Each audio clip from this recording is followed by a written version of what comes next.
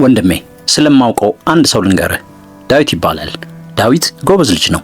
ሴት የሚቀያየር አይደለም፣ ሰነፍም አይደለም። ዲግሪ አለው፣ በስራው ይተጋል። ፍቅረኛው ሜሮንን ደግሞ ከልቡ ይወዳታል። አብረው ብዙ ዓመታትን አሳልፈዋል።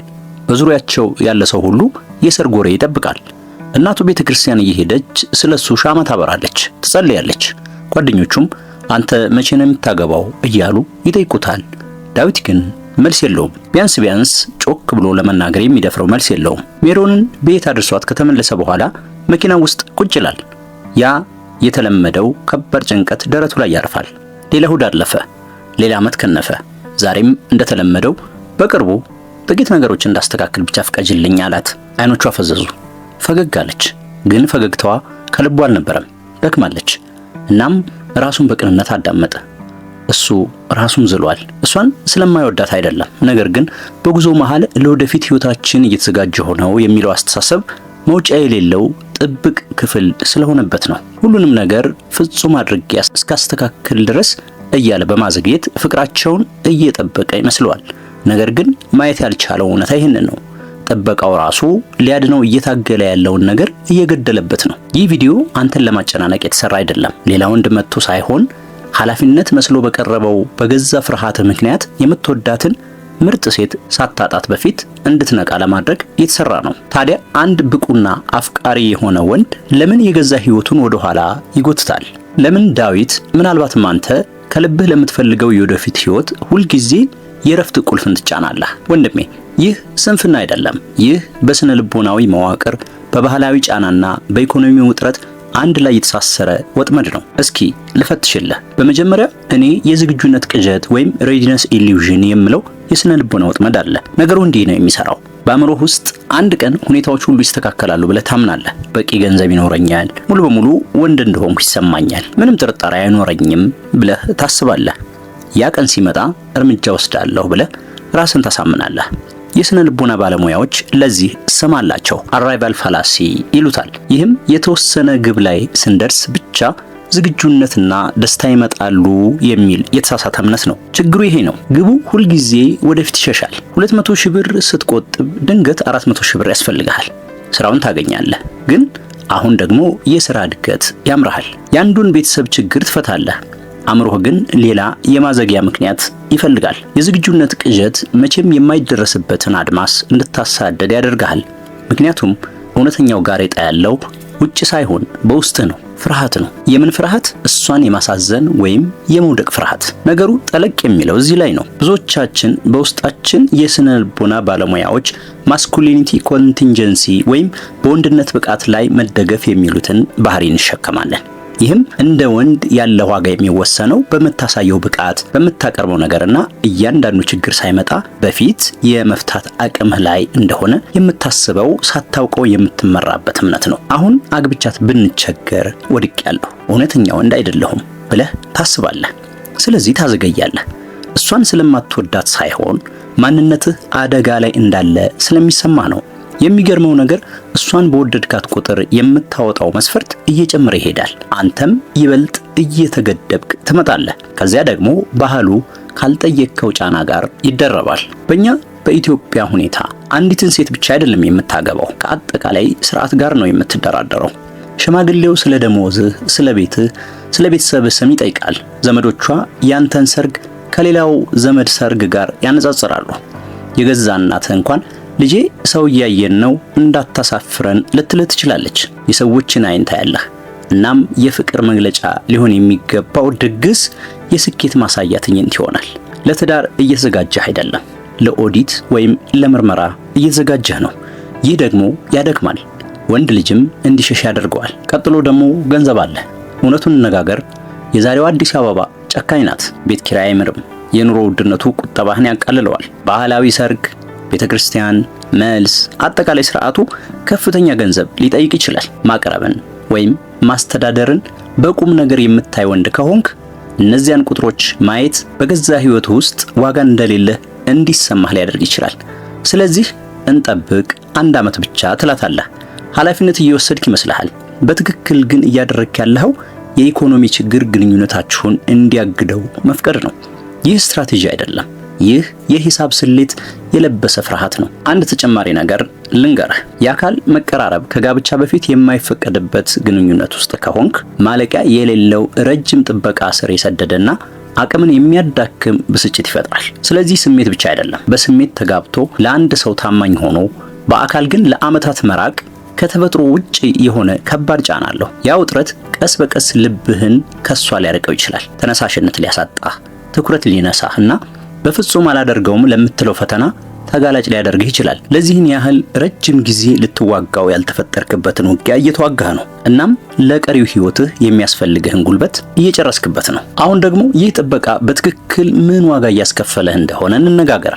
ስለ ገንዘብ አይደለም፣ በጣም የበለጠ ዋጋ ስላለው ነገር እንጂ። በመጀመሪያ የገዛ ማንነትህ ቀስ በቀስ መሞት ነው። አንድ ወንድ ሊያደርገው እንደሚገባ የሚያውቀውን ቃል ኪዳን ሁልጊዜ ሲያዘገየው በራስ የመተማመን ስሜቱ ይሸረሸራል። ይሰማሃል አይደል? ጓደኞችህ የሰርግ ፎቶ ሲለጥፉ የሚሰማህ ያ ስውር የሀፍረት ስሜት፣ ታናሽ ወንድምህ የጮኝነት ጊዜውን ሲያበስርና እናትህ ያልተነገረ ጥያቄ በአይኖቿ ስታይህ የሚሰማ ቁጭት፣ ራስን ማከናወን እንደማይችል ዝም ብሎ እንደሚንሳፈፍና ሰዎችን እንደሚያሳዝን ወንድ ማየት ትጀምራለህ። በራሱ የማይተማመን ወንድ ደግሞ በዙሪያው ያሉትን ሰዎች ሁሉ መጥላት ይጀምራል። በተለይም መኖሯ ብቻ ውድቀቱን የሚያስታውሰውን ያችን ሴት። ምንም ስለምትልህ አይደለም፣ ዝም ብላ በመኖሯና በመጠበቋ ብቻ። ሁለተኛ አንተን ማመንን እንድታቆም እያስተማርካት ነው። የሰርግ ቀን ሳትቆርጥ በቅርቡ ባልካት ቁጥር ከእምነት ባንክ ውስጥ እያነሳ ነው። መጀመሪያ ላይ ትዕግስቷን በነፃ ሰጥታለች። ነገር ግን ከዓመታት በኋላ ያ ትዕግስት ወደ ሌላ ነገር ይቀየራል። ያንን ማዘግየትን እንደ ጥንቃቄ ሳይሆን እንደ መገፋት መተርጎም ትጀምራለች። ቢፈልግ ኖሮ ያደርገው ነበር ብላ ታስባለች።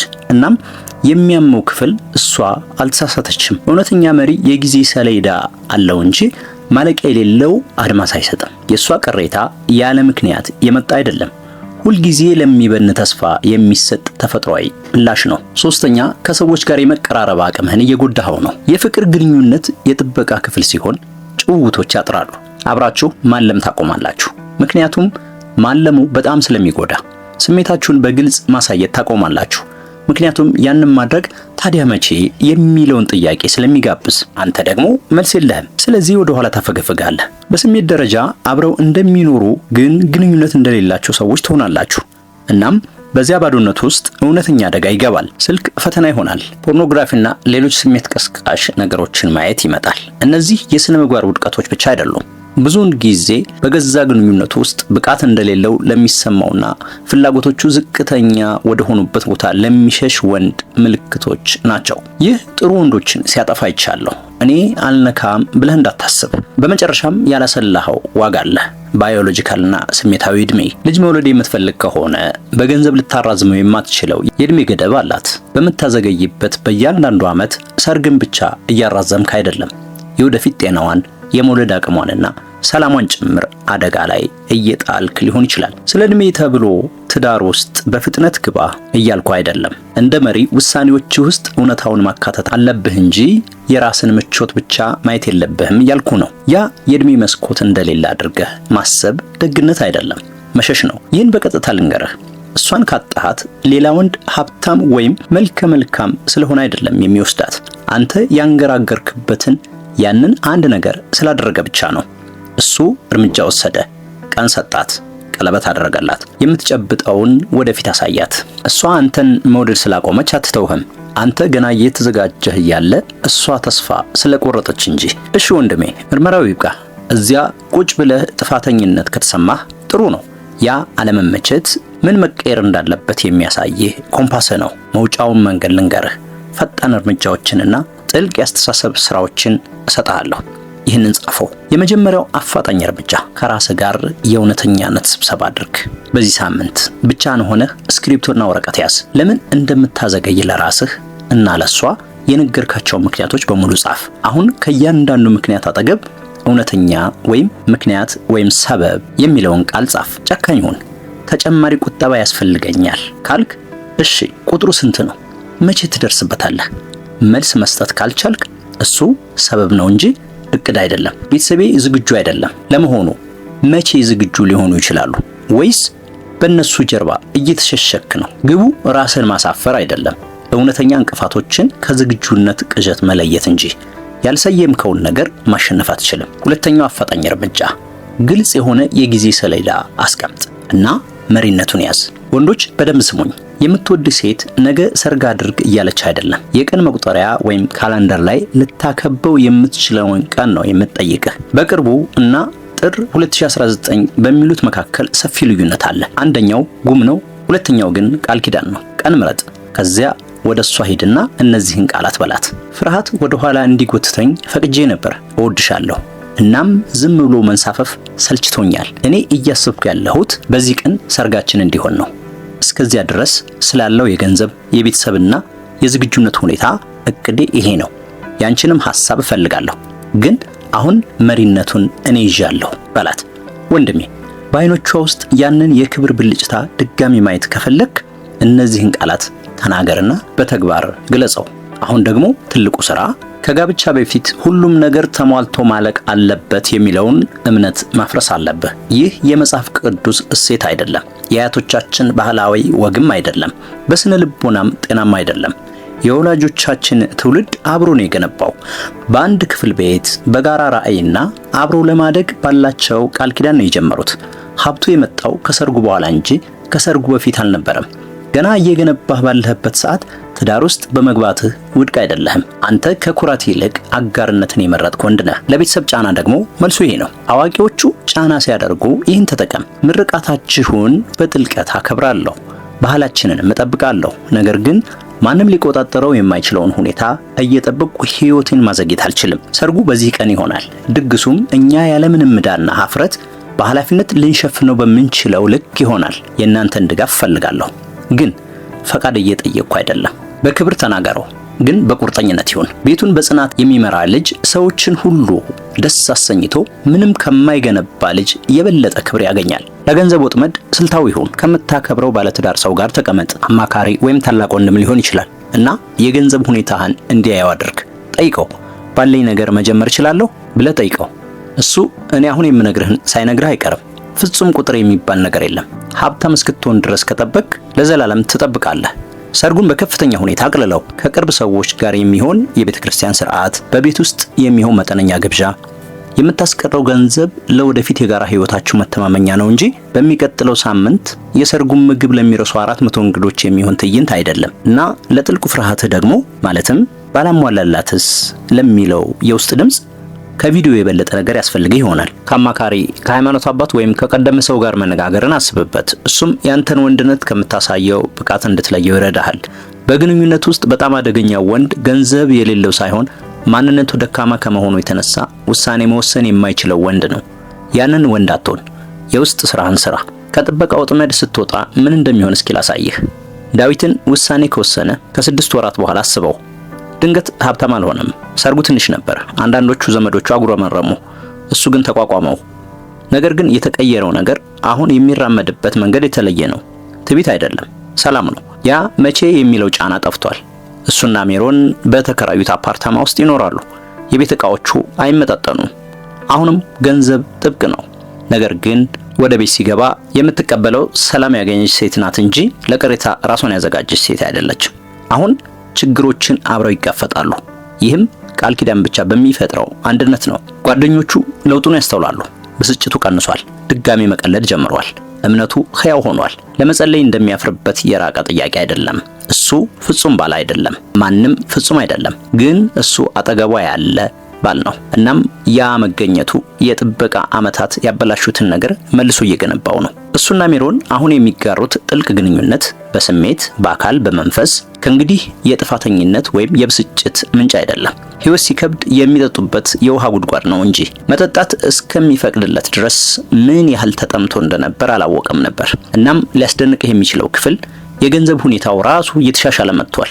ምክንያቱም አቅማቸውን እያስተባበሩ ነው እንጂ ሁለት የተለያየ ህይወት እየመሩ አይደለም። ምክንያቱም አእምሮ ከእንግዲህ በሁለት መሃል የመቅረት ጭንቀት ስለሌለበት በስራው ላይ የተሻለ ብቃት ያሳያል። ምክንያቱም ረጋ ያለ ወንድ ግልጽ ውሳኔዎችን ይወስናል። ከትዳር በፊት እንዲኖረው ይጠብቀው የነበረው ያ መረጋጋት በከፊል የመጣው በትዳሩ ምክንያት ነው። ወንድሜ ፍጠን እያልኩ አይደለም፣ መደበቅህን አቁም እያልኩ ነው እንጂ። ፍቅራችሁ እሳት ነው። ገና ነው በሚል በተዘጋ ክፍል ውስጥ ለረጅም ጊዜ ካስቀመጥከው ይታፈናል። ትልቁ አደጋ ባልተሟላ ሁኔታ መጋባት አይደለም። ትልቁ አደጋ እሳቱ እስኪጠፋ ድረስ ጠብቀህ በመጨረሻ የሚገነባበት ምንም ነገር ሳይኖር ሲቀር ነው። ራስን በዳዊት ውስጥ ካየኸው በዚያ ለመመቸት ውስጥ ዝም ብለህ አትቀመጥ። እርምጃ ውሰድ። ውይይቱን ጀምር። ቀኑን ቁረጥ። ምራ። የምርጥ ሴት ትዕግስት ማለቂያ የለውም። ያንተም ነፍስ ቢሆን ሁልጊዜ በሁለት መሃል ለመቆም አልተፈጠረችም። ይህ መልእክት ለኔ ነው ካልክ መስማት ለሚገባው አንድ ወንድ ላከው። እሱን ለማስጨነቅ ሳይሆን እንዲነቃ ለማድረግ። እናም እንደዚህ ያሉ በግልጽ በስነ ልቦና ላይ የተመሰረቱ ባህላዊ እውነታውን ያገናዘቡና በፍቅር መምራት ለሚፈልጉ ኢትዮጵያውያን ወንዶች የተዘጋጁ ውይይቶችን ለማግኘት ቻናላችንን ሰብስክራይብ ያድርጉ። ከጥበቃ ክፍሉ የምንወጣበት ጊዜ አሁን ነው። ሕይወታችሁ እናንተ እንድትገኙ እየጠበቃችሁ ነው። በሚቀጥለው ቪዲዮ እስከምንገናኝ ሰላም።